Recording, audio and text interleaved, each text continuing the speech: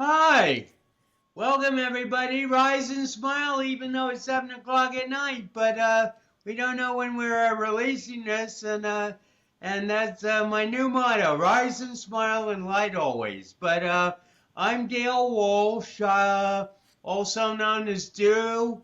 I have a podcast myself. It's called the DW Andrew Conspiracy. Available on YouTube and all podcast networks. And today we're initiating. Well, first off, I have my co-host and friend Jamar Russell, also known as Royal. I think isn't that a would you like what your preferred is, No, Jamar? it's JS Russell. I go with that. But yeah, Okay, so yeah, so but so basically, JS and I are going to just talk, introduce ourselves. We're thinking about doing a podcast together, and this will give us a chance to check out our chemistry and also uh, to learn a little more about each other because actually we know very little about each other except what I've seen on S's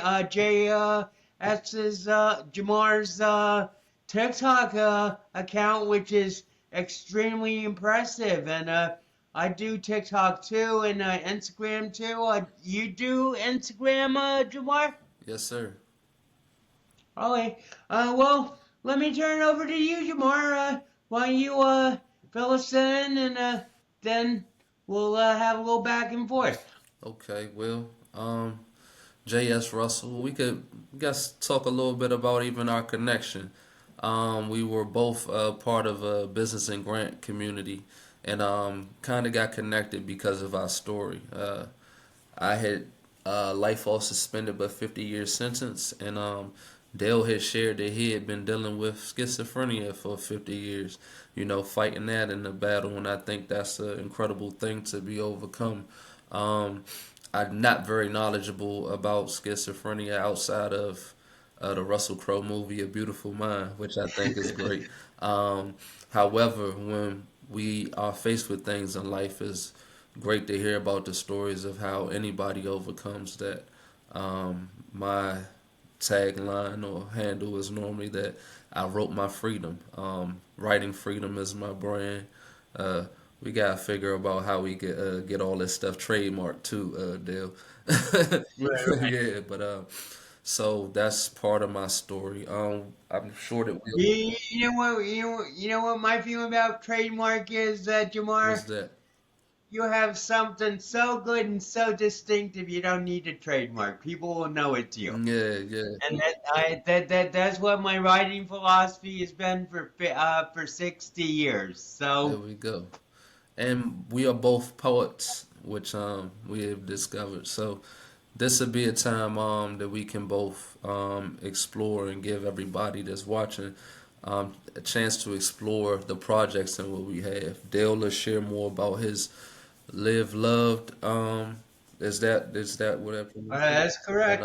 I'll talk more about writing freedom, which part of that is the turning adversity into advantage workbook, along with some of the other projects that I have.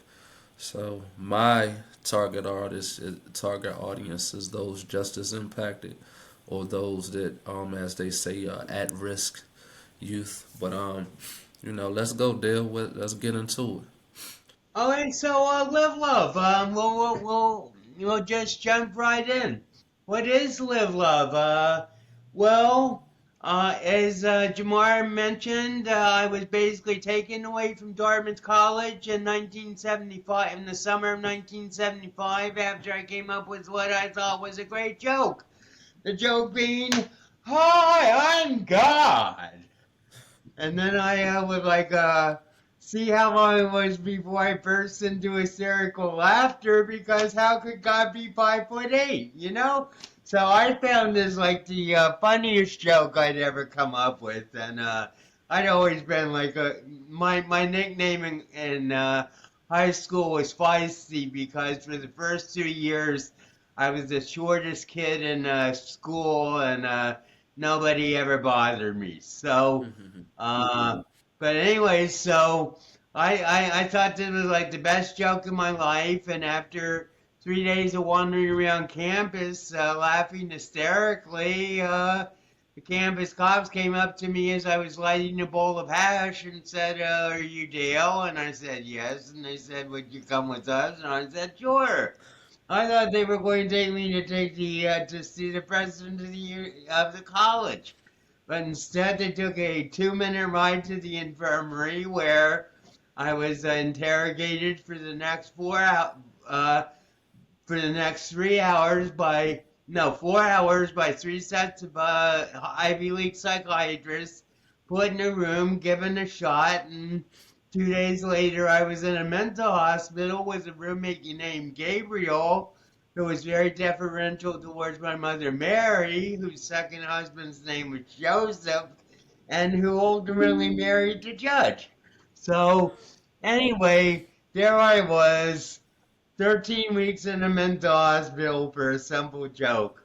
Wow. But then it escalated to 5.5 years of an intensive psychiatric program for troubled adolescents and young adults that led to my getting my own apartment, which is where I am right now. At this point, it's the mothership, and I call it the Hackensack Dale Annex. So I think you can maybe identify with that, Jamar. You know, not only does jail is one of the things that Dale rhymes with, and there is the Hackensack Jail Annex and down the road. So I call it the Hackensack Dale Annex, and been here 44 years, and I graduated from college in 1985, magna cum laude in English. I always wanted to be a writer. I decided that on my 10th birthday, and I say one of the ironies of my mental illness has been it allowed me to get out of the rat race to the point where I could become the writer that I always wanted to become. And I always had like the support of my financial and emotional, not always emotional, but at least financial support of my family. And for that, I was truly blessed. But my goal in the last live love. I'm sorry, I got sidetracked by my history. Live love is the program that basically was downloaded to me from a higher power, and it's an anagram. It's an 8-step, 3 month, three Zooms a month, 3 month program for the family caregivers of those with schizophrenia. And what the goal is, Live Love is an anagram that stands for learn, integrate, validate, explore, and then listen, open, value, and express. And that's the 8 steps. So basically, and then there's a ninth sort of like summary session that we have. So it's 3 Zoom sessions over 3 months of an hour apiece. And the goal is to not only improve communication with your loved one who's affected, but more importantly, to break any cycles of codependency you might have as a caregiver, and most importantly, to help you regain your own sense of self-esteem and self-worth, so that you, just by becoming a better person, can become a better caregiver. And that's basically what it is. And sorry if I got carried away a little bit, Jamar. No, it's good. I mean, that's the whole point of the introduction, is for people to get to, I guess, understand us, learn us, the personality, the dynamic, you know. So, so let's go. Um, where should we start with everything? Well, actually, it, as I understand, you don't feel good today, and therefore I think that if we, well, Jamar and I have worked out something where we're going to videotape the Live Love program with me and Jamar, and use that as the introductory to our new podcast, which is as yet unnamed. But so basically, this is just an introductory, uh, video. But I'm very old, I mean, I just explained what Live Love was. But if you, it's very important for you. As in, I say this on my podcast. I'm not the star. I'm the co-host. So tell us about yourself, Jamar. What programs do you have? And I just admire you say you admire my story, but I admire your story just as much, if not more, just because, you know, a mental hospital can be rough, and sometimes it has no definite end, but what you went through is is equally as tough, if not more.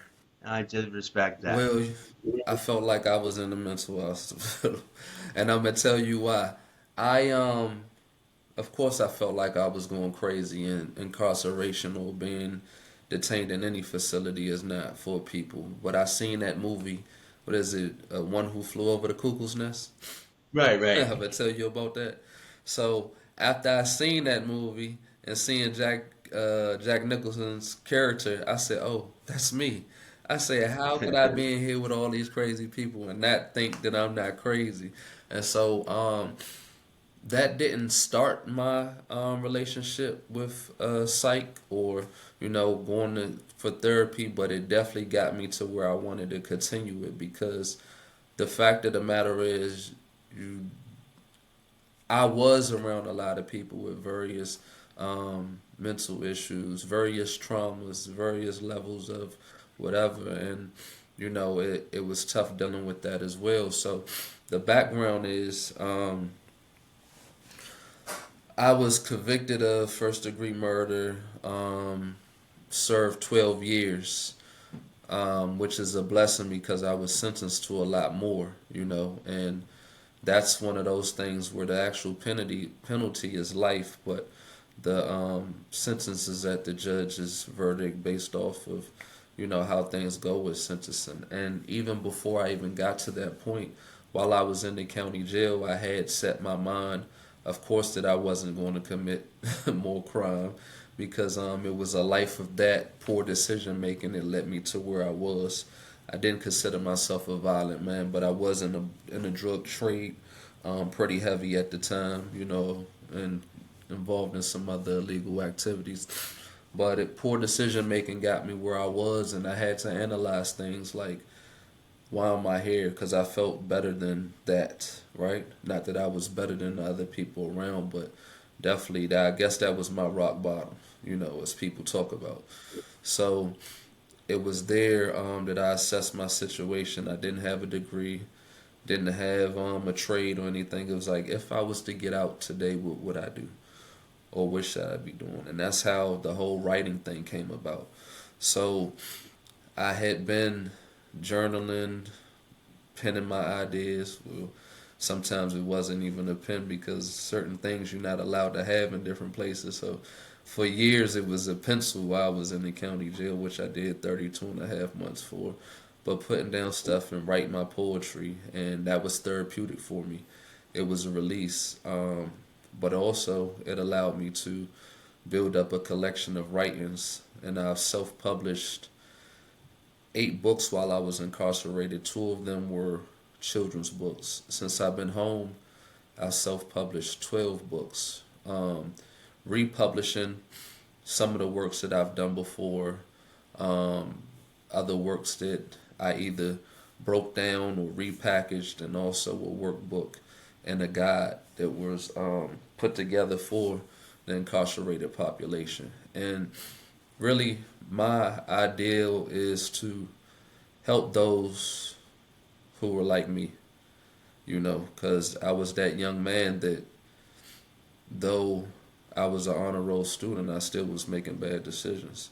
And so I am blessed to be able to be a mentor to youth now who, you know, whether they're good students or not, they're not so much bad kids, and, try to help them along. But then there's also those is more so in the streets, or those that are incarcerated that, really want more out of life.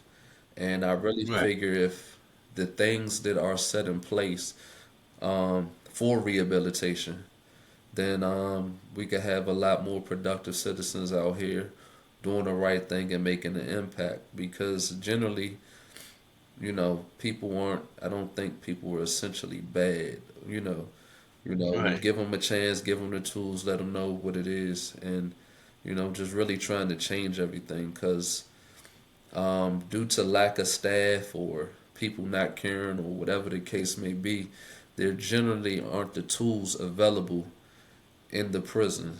And the tools that are available, um, I don't think a lot of times people know really how to properly use that. And so it's just Right. using my story, other people that I know, using what I've learned to help, you know, and see how that goes. Well, this thought just came to me, but if and I'm sure this is more true for prison and jail than it is for mental hospitals, but because in mental hospitals, creativity in some ways often can be encouraged. But I was just thinking if people, uh, you know, concentrated more on developing creativity than than punishment and basically retribution for what they see is a wrong against society, then well, basically creativity versus correction. That's what it comes down to. Right. I think if we could like help bring about that sea change, then we'd be doing a valuable service. Yeah. It's very multi-leveled though, because a lot of times uh people in the streets, as myself, you got to deal with various levels of trauma, lifestyle behavior, maybe addiction, um, and then Yeah. anything else that may occur, whether it is, don't know, really have to assess people's education level, where they are. As they talk about now, there's this thing when they call them IEPs, but it was called something different when we were younger. So it's just really assessing the situation so we can see where to help people where they are. Well, the bottom line, the foundational truth is that until there's security, there's nothing. And we really, it's it's really up to everybody to try to help build security for everybody else. And I think that with I don't know if you follow astrology, but Pluto came out of Capricorn for good into Aquarius on Monday, and Capricorn is the sign of hierarchy and patriarchy, and Pluto is the 20-year sign. So basically, hierarchy has been dominating for the last 20 years, and I'm predicting tomorrow the new age begins with the new Dale, and the hierarchies are going to fall, and and awareness is going to rise, and control is going to collapse. Okay. No, I wasn't aware of it. I don't, but that's good to know. Because I guess currently the current hierarchy is is not doing so well.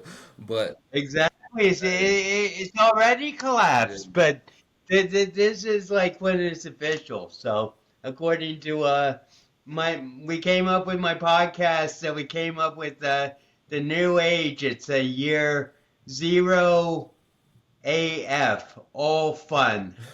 And it is based upon AF after Fred, who was the warlord who died 4 months ago, and therefore now we can have fun instead of being worried about dying and being incinerated in a thermonuclear holocaust. yeah, yeah. Well, let's look. Because the warlord is dead, Jamar. Bear that in mind. It's the age of Aquarius of liberation and community. Okay. All right. So, so I just have one last question. And I know you aren't feeling too well, so I won't keep you. But I know that you said that you had a for-profit, and now you're building a non-profit too, right? Yes, sir. So, the for-profit is Inspiring Word LLC, which is basically the publishing company for all of my work. The majority of my work, poetry, bringing acknowledgement to my situation, which is the situation of those justice impacted. Really just poems that capture that journey. I actually took two of the books and added questions to them for therapeutic journaling. And then you have conscious growth.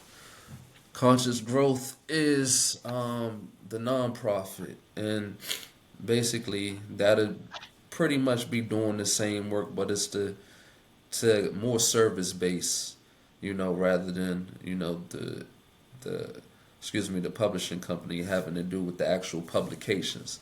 So Right. of course I speak, teach, mentor, all of the above, and like I said, my goal is helping those that's just as impacted. I really would love to create a prison to prosperity pipeline or even a poverty to prosperity pipeline, depending on wherever person is, because really we're talking about dealing with a mindset. And so we can help deal with that mindset is then having the transformation, like the renewing of the mind to go on to freedom. And so that's what I've been fighting for many years, and it really doesn't stop. So it's not just for me now, it's for everybody else that I can possibly help and serve. Well, with that, I was thinking, talking about mindset, the mindset that I've transformed in the last just like 2 weeks is the mindset of basically from victim to victor as a mental health situation, but also the big mindset is when I was in the program, I wrote 5 novels, and the big one was Velvet Velours Follies, Book 2, or The Flight of the Dialina. And the Dialina was Dale's spaceship, which was also this body of Roger Joseph Dale Edward Allen Tompkins Wolfe. So basically, what happened in the last 2 weeks is that after 70 years of going Dale to Dale, the Dialina, the construction of the Dialina was completed. How about So therefore, my first hero's journey life mission has been completed, and this is now on my next journey, but it's just beginning. But I thought I was going through my poems quick. What I had available as poems quickly before this, and if you want to, I can close with a poem that basically I think sort of like summarizes not only my silence, but also the silence of a lot of people who are suppressed. Let's do it. Let's hear it. It's called I Have Lost My Voice. Dale was the chipmunk that roared in the field, across the street from where the doctor lived, which now has been subsumed by high-rises, but what was Deuster Mansion was secret spot of him, was the voice that echoed across the abyss, of summit over the valley of lower Hackensack, where Black Skip resides, and Dale spent many hours in communion with nature, there smoking nature, and chronicling the progression of his therapy, often before he was assigned to the rubber room, which was the bridge of his starliner the Dialina, where he met with many other fugitive Dewsneys, some of whom were snatched from the street, just to be confined for their own safety in difficult times of world violence, when the earth was verging on edge of endless chaos, which was arrested only by his detainment during the decade-long crisis era of his psychotic episodes, although in fact the nurses never disputed sanity he brought to the mental unit where he'd eat well, with fellow inmates fighting designs of mind police. All right. Okay. So that's a good idea, man. Maybe we'll end every episode with some poetry. You one time, me one time. We'll just go back. That's exactly what I was thinking. Okay, that'd be great. So, yeah, I'm sorry about, how this is as far as me with this allergies. But No, we this has definitely been an gonna excellent introduction, and when we continue, we can dive right into Live Love. But now that we have the explanation and the everybody knows what's going on, so it's excellent that we had this intro session, and I hope you feel better. Are you taking anything for your Yeah, I took allergies, some or? allergy medicine earlier, so sometimes it's not very effective. So maybe it'll kick in. Maybe I need to take some more, but hope I can get over it. It might make you drowsy too, Yeah, right? it will. I'll be going to sleep soon. Okay. Okay, Jamar. Well, have a great night, and this will be on. Well, okay. So, hold on, just